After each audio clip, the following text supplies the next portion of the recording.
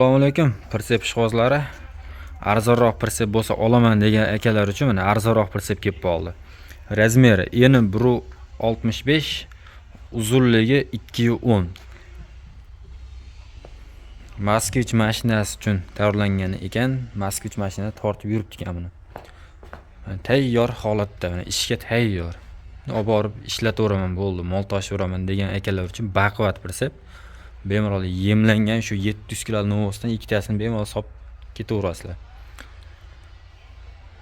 Va balandligi 1.10. Bo'yi 1.10 ekan. Mana mol chiqadigan joylari mana yerdan pastliklarni ko'ryapsizlar. Ukulollarni ham juda ham past qilib yasalgan ekan. Eng qiziq joyi katta persepni o'sini perdelka qilib Moskvich stupitsasiga moslatgan ekan, to'kirda qirdirib. Mana joyini to'kirda qirdirib tayyorlatgan ekan. Stupitsaga tushadigan qilib. Risollari ham traktorda persepning risollaridan qo'yilgan ekan. Ramalari katta ramadan qo'yilgan, baquvvat shivillerdan xudo xolasa.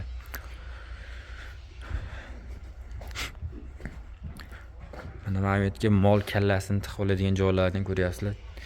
Chiroyli qilib ishlab qo'ygan ekan. Persep baquvvatliklari juda ham baquvvat ekan. O'zim hamma joyini bir qator ko'rib chiqdim. Persep nomerini bezda aytmaydi bu persepimiz.